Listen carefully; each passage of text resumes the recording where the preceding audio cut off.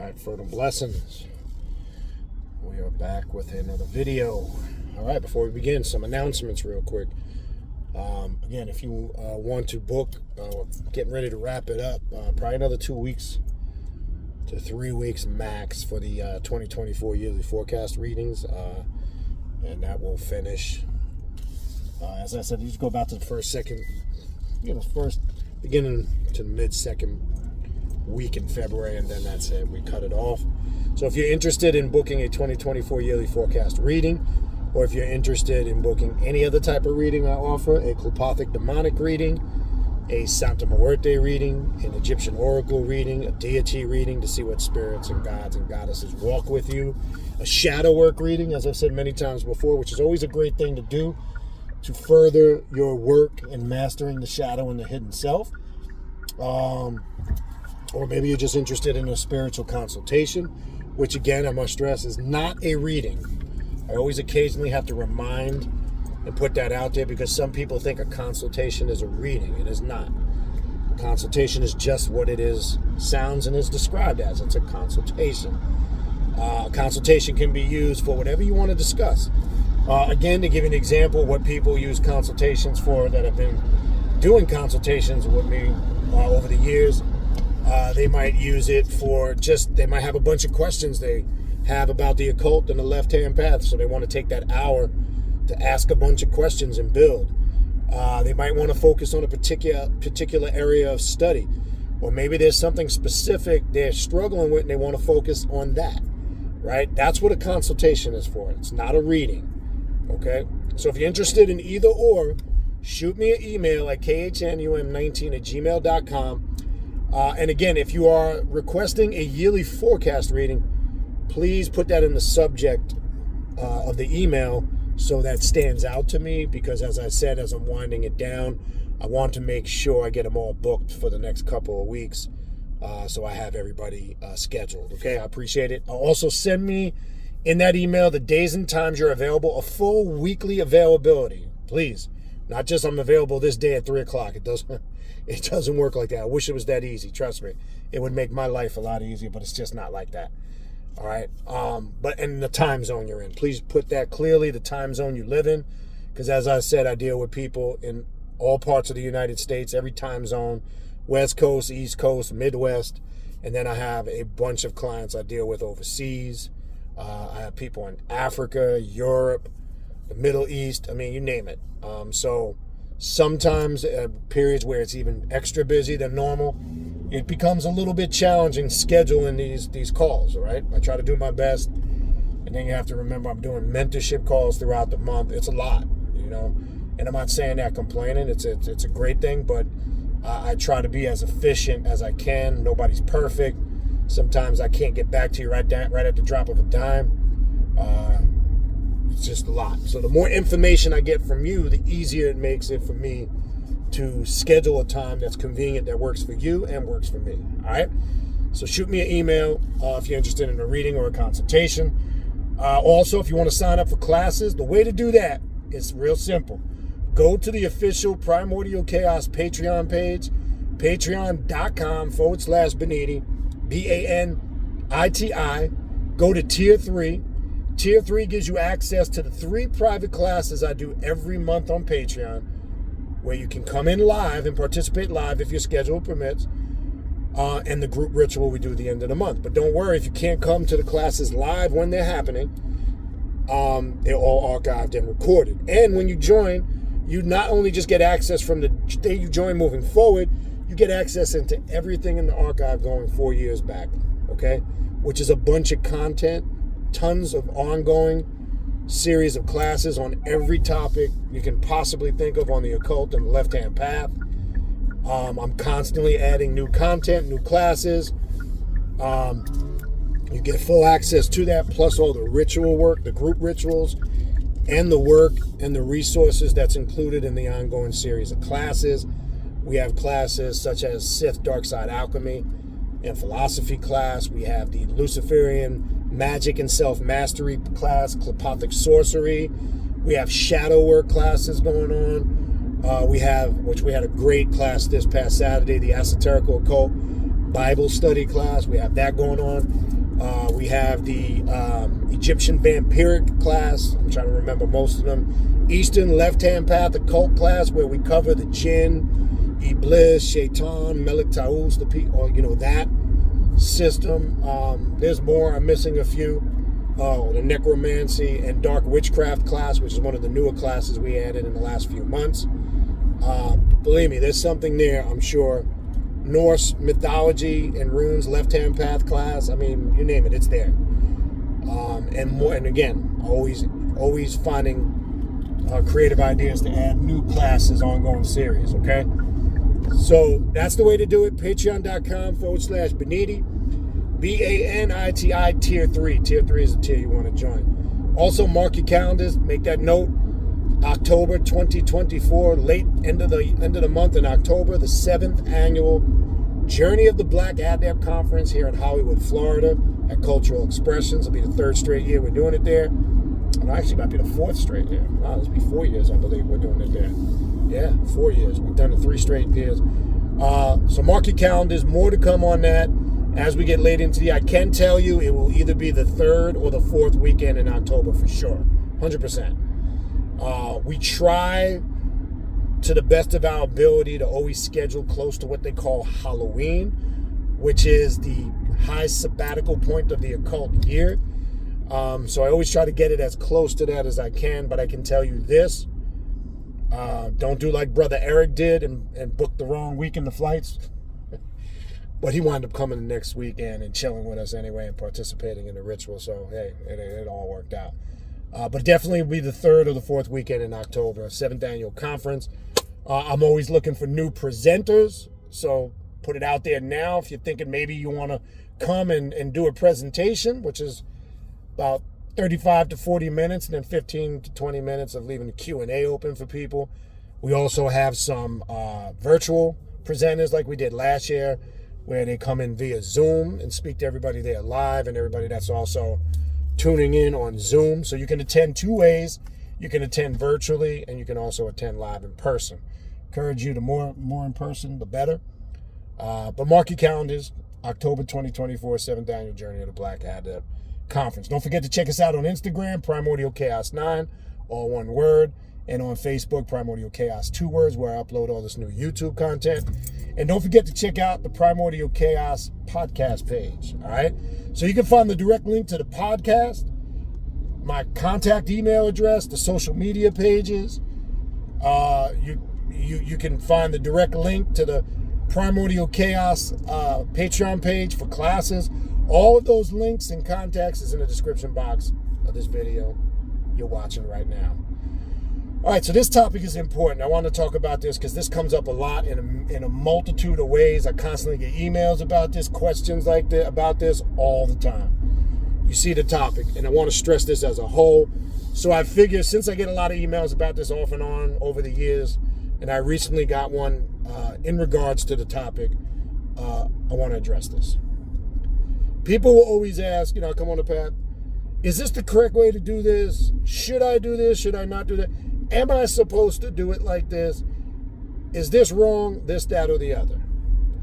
As I've said many times over the years, contrary to what other individuals may say, there is not a 100% correct way to do anything. Period. Not on the occult and the left-hand path. Why? Why am I saying that? If you are going to identify the occult and the left-hand path with rigid, strict, restrictive systems of operation like religions and dogmas do, then you're not really on the occult or the left-hand path. Now, I want to make this clear. When you're reading books, when you're reading grimoires, when you're reading different books and information and grimoires on different spiritual practices and systems, right? I want to stress a couple of things. Number one, okay? You should never 100% use, for an example, a ritual in a book the exact same way it's written. And I'm going to tell you why. Because I know there'll be other people say otherwise. Oh, I do this, that. Well, that's cool. But I'm going to tell you why you shouldn't. And I can guarantee you over long term, you're not going to get the results You get greater results if you listen to what I'm about to say, and it's real simple. Okay? How I instruct to teach people when you're reading books. 2 things I want you to understand. 1, everything you're going to read in the book, it's going to be impossible for you to agree and be in alignment with everything in the book. So one thing people always email me, I read something in the book, and this is not in alignment with something I read somewhere else, this, that, and the other. Understand when you're reading books from authors, right, they're giving you their perspective. And you might catch a lot of inconsistencies. You might catch things that are not in agreement with your spiritual practice. Again, the term I like to always say, learn to take, the meat from out of it, what you can get, and toss the bones to the wayside. So 1, when you're reading books, don't look to read a book with the mindset that everything in there is going to be 100% correct according to your perspective on what's correct. That's number 1. Number 2, I never suggest you literally word verbatim copy, imitate, or reenact a ritual exactly the way it is, because, as I've said before, when an individual creates a ritual, he or she creates it at that moment, in that time, there's a certain energy that they connected with. There's a certain energy that they tapped into. If you do it identically the same way, you might be tapping into that energy, which may or may not be productive for you in that moment, because you don't know what they've tapped into exactly and how, but you're reenacting the same process, which could not all the time produce a similar effect, but it could affect you differently than it did the person that wrote the ritual. Okay? It's no different if you understand tones, vibration, and frequency. It's like when an artist creates music. A lot of spiritual philosophers will say they sometimes tap into spirits through sound, through vibration, when they're creating, writing, and producing music.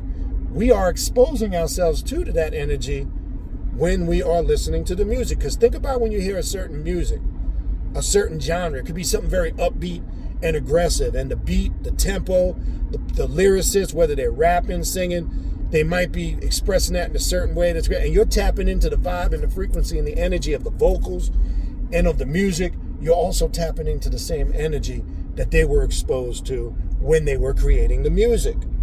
It's the same thing with rituals. So for those that have wondered over the years why I always say, yes, you can use a ritual from a book, but make some adjustments and changes that suit your personal needs and put your personal stamp on it so you make it your own. So I'm not saying you can't use the general outline and maybe use an invocation or 2 or adjust some of the wording of the invocation, if this, that, or the other. That's what I've been suggesting for years, because when you personalize it, you're making it your own. It's not that particular energy, because every ritual that an individual writes is personal. Now, don't confuse when you're reading grimoires, rituals, and books that was a solo practitioner wrote it for the solo. I'm talking about that. I'm not talking about a group ceremony, because then again, understand there's ceremonial magic, which is what a ceremony is. It's something collectively that a group does in unison, and it's geared collectively for all for that particular purpose. That's ceremony magic. Now, when we do group rituals on Patreon, though as a whole we might be focusing on a specific system, deity, or path, but I always design the ritual work where there's time for you to connect on an individual basis. I don't do it in a ceremonial format. Ceremonial format would just be where it's structured. Everybody does the exact same thing. It's very redundant. It would be, for an example, a ceremonial ritual would be like the Catholic Mass, because it never changes, right? And it has to be done exactly this way, this format, the wording. That's ceremonial, right? That's ceremonial magic usually has a particular structure, right? I'm not talking about that. I'm talking about when you're reading a book that the individual has rituals in there. Say you're reading a book on Lilith, and a practitioner puts a bunch of different rituals in the book that he or she has done for Lilith. They were written as, for the most part, if it doesn't state otherwise, but most of them were written for that solo practitioner at that moment, for that reason. Okay? Now, it doesn't mean, look, you can carry it out exactly the same way. I'm just saying it's not recommended. Stamp it with your own energy. Make it personal. Make it unique. Make it your own. Because that's going to be more effective in the long run, because you might see an outline in a ritual, and it works the flip side. You might say, yeah, I'm feeling that connected with this, but this part right here don't really apply to me. I don't really need to. So you make the adjustment and the change. Remember, any ritual work you read in books, and any good author, and there's many that do, will tell you this is open to interpretation and change. Those are the authors that have the growth of people as a whole in their mind. When an author puts that, I love when authors put that in books. This is open to interpretation. If you feel the need, and I say it all the time to all of you guys that are on the Patreon and the classes, if you know me personally over the years, I always say this is open for interpretation or change. If you get inspired to change this on your own because something isn't, do it. You don't need to get anybody's validation to do it. See, that's the other thing we got to stop doing on this path. Stop looking for validation from some book, from some other teacher, some author or elder. If your intuition, which is nothing but another term for your personal daemon or your true and higher self, is communicating to you, that inner voice is communicating to you clearly, and you're getting inspiration from that intuition, go with it, people. You don't need to ask anybody, you don't need to email me and go, you think I should do this or that? Did I do it wrong? Is it okay to do this? Should I do this? Should I not? Again, there is no 100% correct way to do anything. And again, I love that quote by Nietzsche that I've said many times to you guys over the years. You have your way of doing things, I have mine. As far as the right way to do something, it doesn't exist. That's a very polite way of saying the only way to do things is the way the individual sees fit to do them, that's going to be beneficial for themselves. And that may not apply something you do to the collective as a whole. So this is what makes your path very unique. This is what makes it a very individual and a very solo journey, or a very, as we say, path of solitude, right? And as I've said before, you cannot try to compare your journey, your path, and your experiences with anybody else's. Not that there won't be some similarities. We all have some similarities to a degree, but guess what? I didn't walk in your shoes. You didn't walk in mine. You didn't walk in John, Bob, Tom, Hakeem's, whoever. You didn't walk in their shoes. So how can our journeys all be identically the same? So that you got to factor all these things in. So when you're creating ritual work, don't worry about when you go into the ritual work. I get these emails. These ones kill me too. I wrote out this work, this, that, and the other, and then there was a part, I forgot to put the such and such in the incense bowl. Is that going to affect my ritual work? Only if you believe it in your mind. Why do you think we say, and so it is done? Okay? When you're saying so it is done, understand, understand, and outstand what you're saying. You have a complete supreme confidence that what you just did is going to be effective, it's going to work, it's going to be successful, you're going to get results. So it is done. Not so mote it be. So whatever happens, happens, out of my control. We don't do that shit. So it is done. Doesn't matter if you forgot to put the dragon's blood extra cone or resin in there. Doesn't matter. Oh, there was a part I was supposed to take the atheme and draw this sigil. I forgot. It doesn't matter. The ritual was carried out the way it was supposed to be. You need to be confident within your mind that you did it correct. And put that energy out there into the ethers so that starts to manifest. Because your thoughts are powerful. Regardless of how deep you understand that or not, they're very powerful. So when you're thinking thoughts of destroying your magic and doubting it and putting doubt and concern out there, you are weakening the power of your magic. Okay? That's the hardest part I think people struggle with on this path, not knowing so it is done, and really understanding that and being clear on that understanding. Okay? So that's what makes this, well, this is why I am saying stop going into ritual work thinking it needs to be done exactly this way or that way, or I forgot something, or did I do it right, or do you think I made a mistake in doing this? It's irrelevant.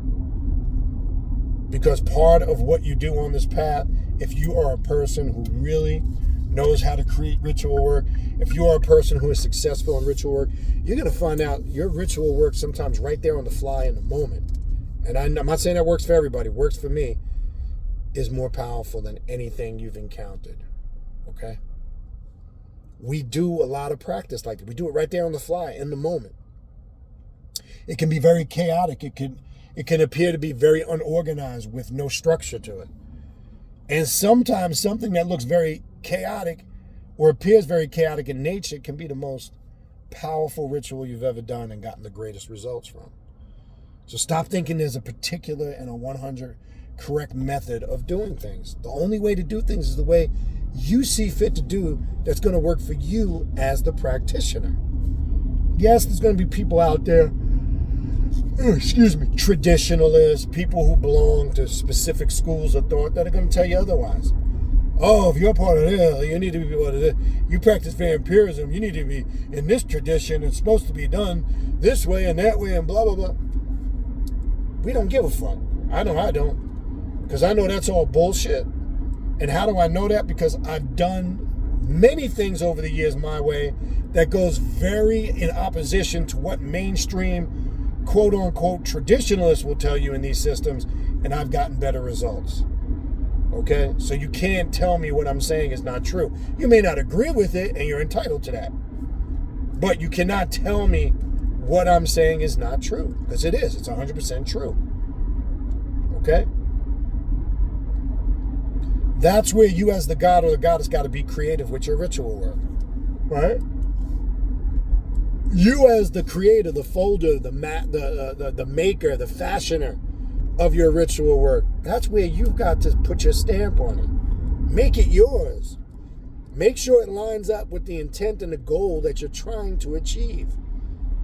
If you're in the mentorship programs with me, I show you how to write effective ritual work based on your needs. First, the wants come afterwards. And that's the goal. In the mentorship program, I'm trying to get you to see your vision of magic, not Baniti's. The mentorship programs on Patreon are not about me trying to get you to see magic and spirituality the way I see it through my eyes. No. I'm trying to assist you in your vision. I'm trying to assist you in helping you carry out the path that I can see you're trying to shape and mold and create. That's going to work for you. Okay? That's the right way to do things. Creating things that's going to work for you. Because if you just go completely rigid in structure and then think you're just going to use books as the criteria or the guideline, you're going to run into a lot of brick walls. Because there's going to be a lot of things in those books that are not going to work for you, number one. And two, at that moment in your life, depending on what's going on, it may not even apply to you. 3, it may not be necessary. Or 4, it could even be very detrimental or damaging to you. Like I say, there's a difference between people who study and do research and apply the information, and then there's people that just read. They got a bunch of books. They can regurgitate information, but they don't know a lick of how to apply anything they're reading. I'm also showing you the correct way to study and do research is by applying that information you have learned. That's what makes us different. You guys see how we do it in the classes on Patreon, right? We dialogue. We come with different viewpoints, perspectives, some opinions in alignment with those views and perspectives. We go into resources, books, and come from a multitude of different avenues because there isn't one just particular way you're supposed to do everything. That's why. So it's look again, as I use that chef analogy, when you're working with multifaceted things. You're the chef. You're extracting the ingredients for that great recipe, for that great dish you're trying to make. So you got to pull and extract ingredients from here, from over here, from over there. That's what you do as the great spiritual chef, right? You're the great spiritual chef coming up with the recipe that's going to work for you. Okay? That's what you are. So the right way to do things is how the Spirit leads you to do those things. That's my whole point. I don't care what it says in books. I don't care what this author says. I don't care why. I know this elder here and he told me or she told me, oh, I was on YouTube and I saw this, I don't care. Remember, I can only share with you what works for me. I know that's not going to be in alignment and agreement with everybody. Just as much as many people love my channel, love my teachings, love the Patreon, I'm sure there's plenty that completely disagree with me and don't like me. That's part of the cycle, the process. One, I don't give a fuck. That's honestly, I say that from the deepest recesses of my heart. I don't lose sleep over any stupidity like that. I couldn't give a fuck if you, well, I appreciate those that like and love me. Thank you for the love. Thank you for the like and support and all that good shit. Right? So I'm not saying I don't appreciate that, but I definitely am not concerned about who could give two flying fucks about me. Right? I'm not concerned about somebody all up in their feelings because they may not like what I'm saying. All up in their ego getting the best of them because it's stepping on their toes as far as in reference to their teachings. And I don't think that that's right. Look, I'm not trying to step on nobody's toes. I'm trying to crush heads, okay? I'm trying to step on your skull. And I say that in reference to if that's what it takes to deliver information, sometimes people's skulls get crushed. And see, the difference with what we do is if I hear information that's not in alignment, that I'm not in agreement with, I just let it go. Again, learn to eat the meat and toss the bones to the side. So I just toss the bones to the side. I don't spend my time trying to attack people and debate them out of anger and frustration because I'm mad because I'm hearing something that's not in alignment with what I think is truth. I just say, I let it go. I don't care. As long as you ain't fucking with me, I ain't fucking with you. We good. Stay in your lane. Come over in this lane and we got a problem. It's that simple. Very simple rules of engagement. Very simple rules to operate and maneuver within this universe. It's a simple, just stay the fuck out my way. I'm going to stay the fuck out your way. It's that simple. That's how I am. That's simple. Okay? But it also creates the mindset and instills within you the concept of doing things the way you need to do. That's the correct way to do it. Okay? And that should be dictated based on what's going on in your life. Your rituals should be created and put together based on needs that you're trying to work on about yourself or things in your life. It's not complicated. It's a very effective and simple process. Okay? That's it. It's that simple. All right? Other than that, that's going to wrap up this video. I think you get the point. Again, if you need to reach out to me for a spiritual reading or a consultation, or yearly forecast reading, or any of the aforementioned readings that I mentioned in the beginning of the video, again, shoot me an email at khnum19@gmail.com. My contact email, along with the direct link for the Primordial Chaos podcast, which is on Spotify and all major podcast platforms, along with the links for the social media pages on Instagram and Facebook, and also the direct link for the Primordial Chaos Patreon page to sign up for classes. All of that information is in the description box of this video that you guys are watching right now. All right, I'll talk with you guys soon. Infernal blessings, and I'm out of here.